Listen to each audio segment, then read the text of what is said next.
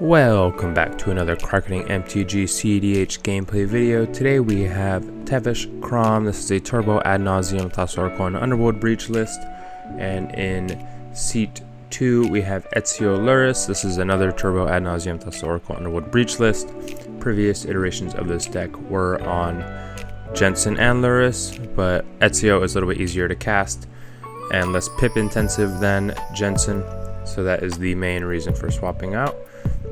In seat 3 we have me on Krark Sakashima. Is it turbo lit or is it storm list that likes to cast some spells from hand, try and double them up with Krark, and eventually win with either Twin Flame Dualcaster, Underworld Breach, or Lightning Bolt loops. And in seat 4 we have Rograkh Thrasios. This is a mid-range teamer list. Can win with making infinite mana through Hullbreaker Horror and into Finale Devastation for X equals a lot, or through Breach lines as well. And starting off with Sandman here, he plays a Verdant Catacomb and casts a Chromox, and imprinting a Cyclonic Rift. Kind of happy to see that gone here. Early interaction being imprinted is kind of good, but also kind of scary. That means the rest of the hand is pretty strong. He casts a Mox Opal and fetches for a Badlands. So no Meadowcraft quite yet. He taps that and the Chrome Mox for a Talisman of Dominance, the black-blue Talisman. So now he has Meadowcraft live. It's pretty strong. Turn 1 from Sandman, and he just passes there. Holds up 2 mana. Hopefully maybe has some interaction.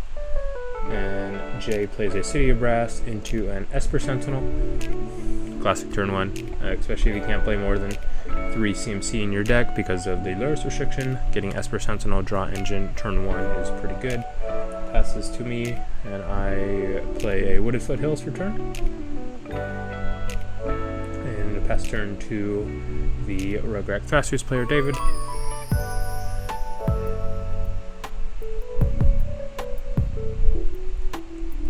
And he is just thinking here. He plays a Command Tower. Usually people cast Roger at this point just to get him out, have some protection open for whatever you are intending to do. And there it is. There's the left-handed Secret Lair Roger. And he casts also a Chrome Mox. There's an Esper Sentinel trigger that he maybe pays for. Yes, he pays for that. Might as well if he's not going to do anything else with it. At least that's how it seems. Pitches an Atali, the new Atali, which is one of his main tutor targets with a lot of mana, just to do that and Displacer Kitten. And then passes to Sandman there, and he casts a Kraum. Turn 2 Value Engine. Be very strong in most pods, and he swings at J for 4, the only other ad nauseum deck in the pod. And he passes to J there. Jay plays, I believe that was an Exotic Orchard, and then he casts Ezio.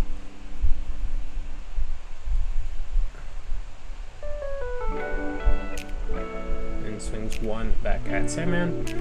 You gotta get all the damage in you can. No point in just wasting the damage if you can't block the Kraum anyways. I am fetching here for maybe the Thundering Falls Surveil land. Don't remember what I'm doing here. It's into a Volcanic Island, into a Mystical Tutor. So there was an option between getting the Surveil land here, just see what's on top. But if we have a Mystical Tutor, that's obviously better. You can tutor for a cantrip or a interaction piece such as like a Force of Will, Fierce Guardianship, Force Negation. I'm not currently on Force Negation, but that is always a valid tutor target in a lot of decks. Force of Will is typically better though. Yeah, I will get a Fierce Guardianship. Fierce Guardianship is really crazy with Krark, so just having free interaction like that can double up and be recast for free is very strong. Draw the Fierce Guardianship for turn. Playing a Polluted Delta. Cracking Polluted Delta probably probably getting a Steam Vents or an Island. Down to 36. Yeah, so I shocked in a Steam Vents, we're just shortcutting here, and I cast a Jewel Lotus and Esper Sentinel that I will not pay for. David's thinking here in response. He is casting a Fierce. Doesn't really want me to get the early Krark out with still holding mana up. That's probably a smart play on his end, in case I have a cantrip up or some extra interaction besides the Fierce. He wants to kind of prevent that engine getting online. Just getting free advantage for doubling up on spells is really strong on turn 2. So I'm fine with the Fierce, and I just pass from there. He plays an unlucky Gemstone Caverns into, it looks like a Wild Growth. There's an Esper Sentinel trigger that he pays for with the Chromox. So at least his Gemstone can make some sort of colors instead of just colorless. And he casts a Birds of Paradise.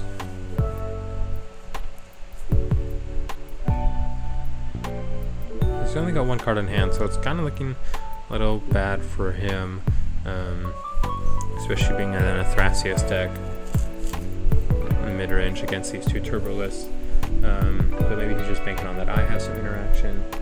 Past the Sandman, he plays a Bloodstained Mire and is tapping Talisman of Dominance, Mox Opal, and Chromox for a Wishclaw Talisman, and he is paying for the Esper Sentinel. And then he moves to combat and swings another 4 at J, I believe. Yep, J's down to 30. So he's got card advantage in Kraum with a Wishclaw out, so that's pretty strong, setting up for potential win in the next turn. Passes to J, and he is playing a Mox Diamond. Discards, I believe, also a Gemstone Caverns. And casts the mana cards. Triggers Kraum. It's a Salmon draw card.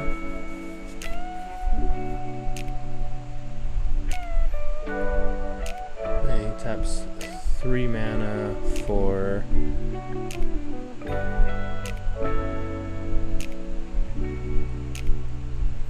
looks like he's thinking, he's not too sure. That is a Wishclaw Talisman. He has 1 mana floating.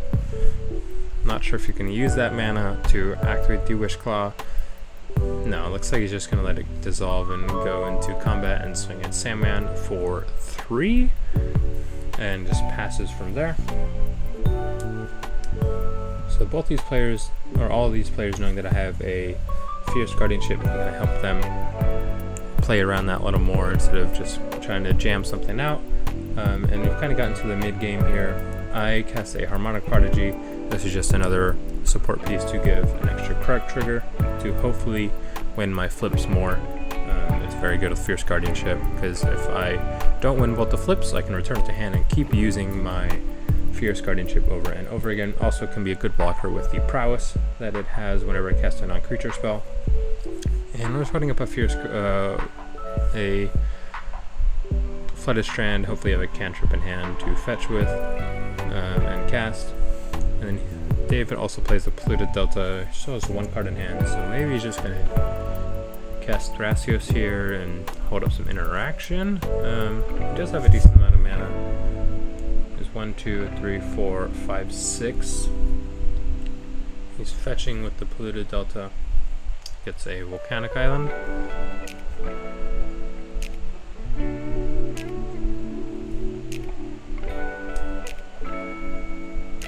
Not really sure what his game plan is here with so little cards in hand. He's probably just on a Thrasios grind game. But it's hard to compete against these 2 draw engine decks above him. Yeah, so he's just casting Thrasios with the Birds of Paradise and the Volcanic Island. No Esper Sentinel triggers here. And then he is going to tap the Chromox for red for the last card in hand is a Candelabra of Tawnos. It's a solid card. Lets him ramp a little bit, can activate Thrasios this way if it resolves. There's a Kraum and an Esper Sentinel trigger. Looks like Salmon is fetching in response to get the Surveil land, just to see if he can get a better card than what is on top. If he doesn't like it, he can just Surveil it. In response to the Orcish Bowmaster triggers, or Esper Sentinel trigger, is going to cast an Orcish Bowmaster. He could kill the Esper Sentinel here, or he maybe could just kill the Roger. Not sure where this is going.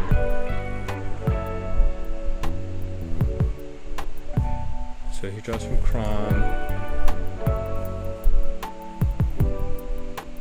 I think maybe he just hit someone in the face. I don't see what he targeted with the Orcish Bowmasters, but he made the token and passed to his turn. And he's going to activate the Wish Claw.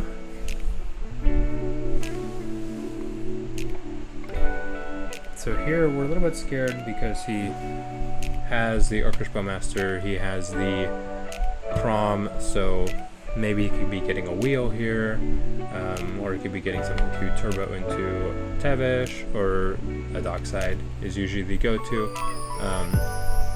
So this looks like it's making 1, 2, 3, 4, 5, 6, 7, 8. It's making 8.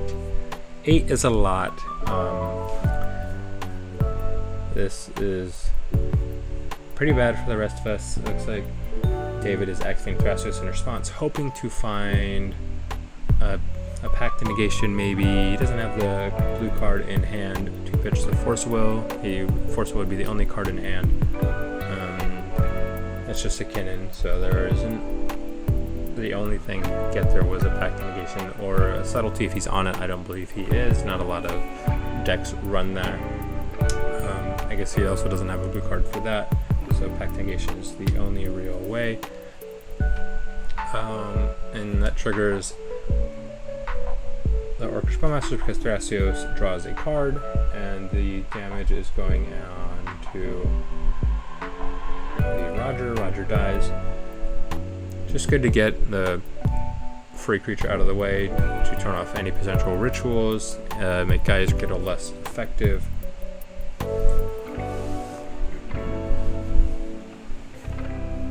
And it looks like Dockside is going to resolve here, but we're kind of just talking about what could be potentially happening. So he makes the 8 treasures. It's a very good pod for Dockside. It's a lot of turbo decks. Midrange decks is also. So it really just adds up the artifacts count. And then he casts a Displacer Kit, and this is a scary part because Displacer Kitten and Dockside and Tevesh is very, very strong. Tevesh being a non-creature spell, whenever it gets cast, it just allows him to flicker the Dockside. So he casts a Pulling the Weak here, sacrificing the Orc army, triggering Displacer Kitten, triggering Esper Sentinel. So he's just getting some more black mana to turbo into the Tevesh without using a lot of his mana. Still generating mana from the Dockside at the same time.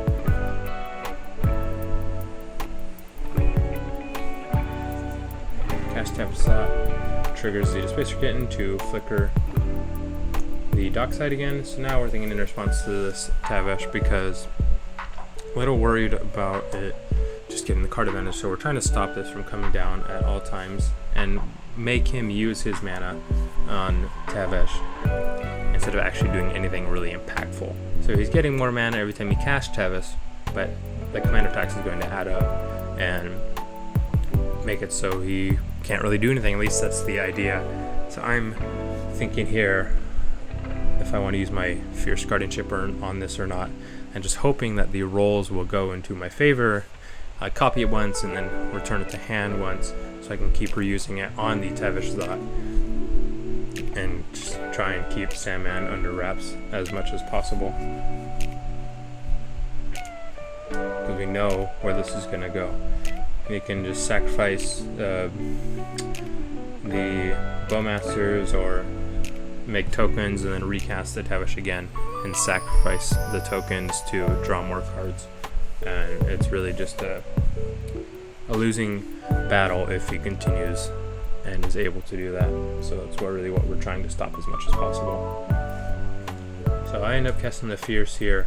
There's an Esper Sentinel trigger and 2 Krark triggers above the Esper Sentinel, active player, non-active player. So since I am after Sandman, my triggered abilities will trigger last and resolve first.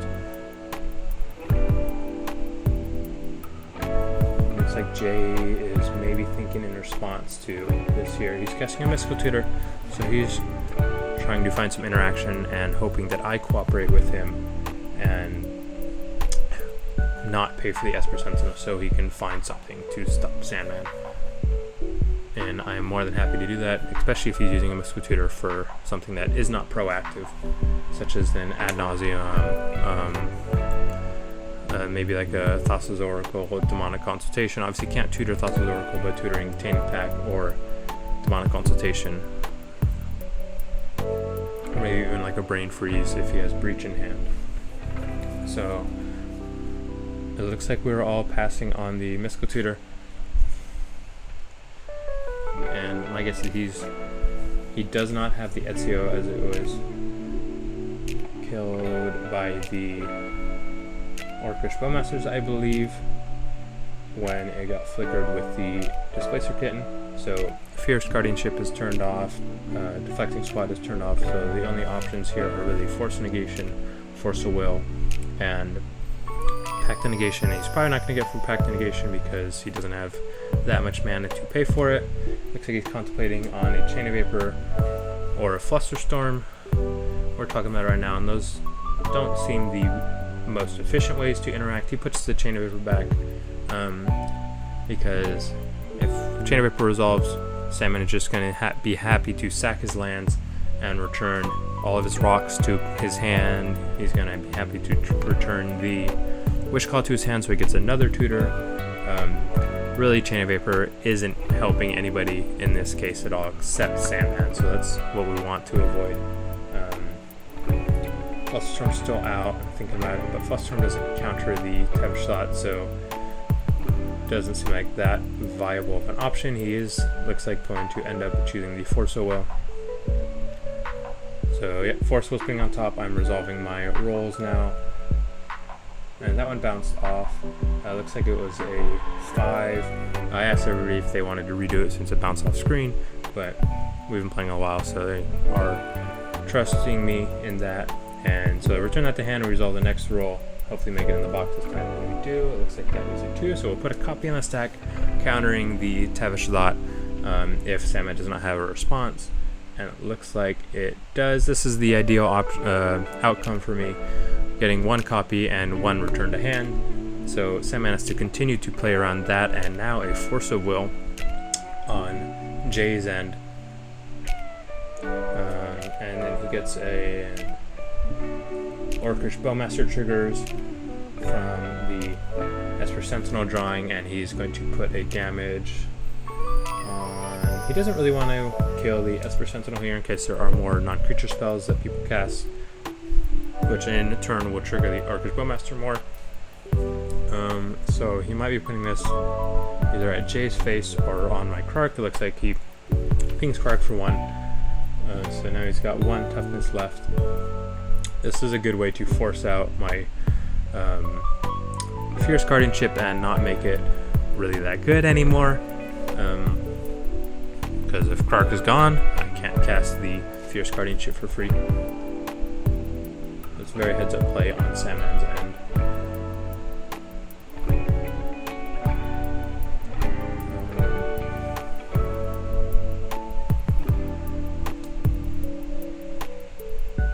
So now he, I think, is recasting Tevesh, going from 14 treasures down to 7, I believe. Yep, so casting Tevesh lot again. That triggers the Displacer Kitten. He's choosing the Orcish Bowmasters to flicker. It seems like, so I'm forced to respond with the Fierce Guardianship here, or else Krark is just going to be off the board. And like I said earlier, Fierce Guardianship will then no longer be live. So it's really the only window I have to cast it. And then there is a Kraum trigger on my Fierce Guardianship. My Krark triggers are above it, so he will not draw and not get into any more possible interaction. So we get a 6 there. It looks like we have a Fierce Guardianship copy targeting the Tevesh. The Tevesh will get countered, and then I lose that flip, so Fierce Guardianship returns to my hand. Again, that's another ideal outcome. While we are losing Krark, we still get to maintain the Fierce Guardianship if we get past this turn. Displacer Kitten is now resolving, flickering the Orcish Bowmaster, which will kill Krark. I'm kind of thinking here, but I end up deciding that now is not the correct time to interact, so I just keep holding up my Flooded Strand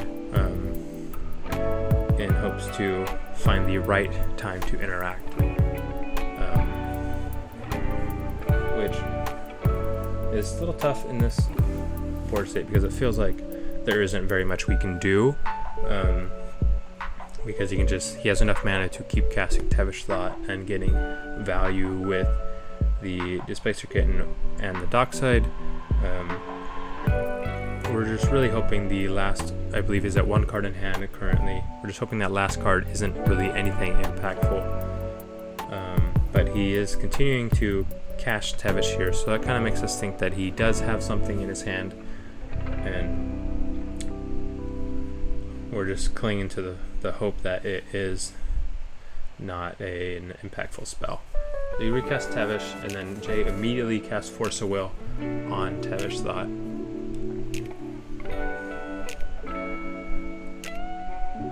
Really just trying to prevent as much advantage as we can. And Jay wants to get to his turn because as he has a tutor live. But Sandman is fighting through so much interaction already. He clearly doesn't have any interaction in hand, at least in terms of counter spells, or else he would have used it by now. And that is the last spell in his hand. It is a Chain of Vapor targeting, I'm not quite sure, it's probably one of his mana rocks, and then he's using the Displacer Kitten to flicker the Dockside. I am in response casting a Stern Dismissal targeting the Displacer Kitten. This is what I was contemplating using in response to Krark being killed with the Orcish Bowmasters. Ideal time to have used this probably would have not been now, it would have been prior to the Displacer Kitten flickering the Orcish Bowmasters and killing Krark, because then he is forced to spend the mana to recast the Displacer Kitten, which then will undoubtedly get Force of Willed by Jay. And we had talked about that after or as this was happening, and that was a game-losing misplay on my end. It was not something I was really thinking about. I had tunnel vision on the Tevesh Thought being countered, and so that's resolving. He bounces all of his mana rocks, and he's sacrificing his lands to continue to bounce his rocks. And then for the last thing that he will be bouncing, it would be the Wishclaw, it would appear to be. So he's just getting another tutor here. He's getting all of his mana back. So if there's no more interaction, this would appear to be game on our end. We just have to see him play out the line. I'm a little bit frustrated at this misplay on my end, but you just got to accept it and move on and learn for the next time, and try not to tunnel vision very often. I was glad that Jay pointed it out so I could think about that for the next time. He's recasting the Wishclaw Talisman with his treasures. And he is recasting Displacer Kitten. He casts the Wishclaw Talisman first just to have it live in case there is any more interaction, so in response he can activate the Wishclaw. There's a Mox Opal trigger, and he's targeting the Wish Call Talisman. In response, he's activating the Wish Call Talisman with the Displacer Kitten on the stack. So he will activate the Wish Call, it will resolve, go to somebody else, and the Displacer Kitten will flicker it, exile it, and return it into play back onto his board from the other person's board. So then he just gets the tutor back and can do it again. So at this point, he is going to find Underworld Breach, or Thassa's Oracle, Brain Freeze, Lion's Eye, Diamond, and win that way. It's probably just going to be Thassa's Oracle and Demonic Consultation. That is the cleanest win line that loses to the least amount of things, and it's a pretty smooth win on Sandman's end. So Tevesh and Kraum ends up winning it after very hard fought. Didn't really think he was going to get through all of our interaction, but the one key point where I misplayed was not bouncing back to Displacer Kitten earlier, so Jay could force a will that instead of the Tevesh slot, because Displacer Kitten being out is really just so free in terms of the card advantage that it can get. So that was something that I should not have tunnel visioned on. Really was just trying to stop Sandman at all time and not let him do anything. And sometimes it just happens.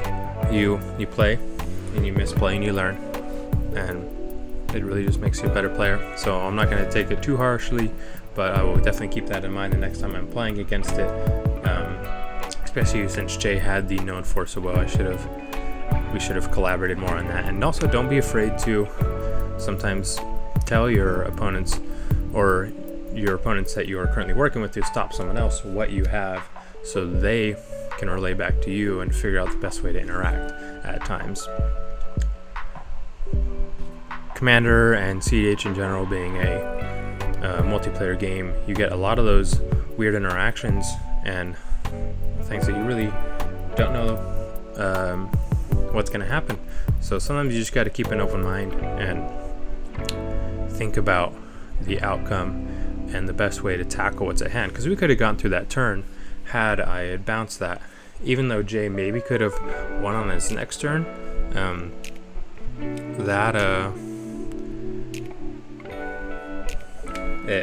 we wouldn't know unless we had gotten to that point. And maybe if I had copied the Stern Dismissal and bounced to Displacer Kitten, I could have also bounced to Orcish Bowmaster in response to something, and maybe Krark would have lived, and I would have still had Fierce Guardianship open for Jay's turn. So there's a lot of things that you could think about and take into account. There's just so much that can go on. So sometimes it really helps to keep an open mind and see how things go out, and don't be afraid to share information sometimes. For example, whatever cards you may have in hand, and to let your opponents in on that, because if you can't stop them, maybe they can, or maybe you have some combination of cards together that can stop them. So in those dire situations, sometimes it is worth to divulge that information and work together to stop the bigger threat at the table, in the chances and the hopes of getting to your next turn and being able to do something. Because I had a very good board state there. If I was able to get through the turn with Krark and had played properly, there was a chance that I could have done something and won the game if Jay had not.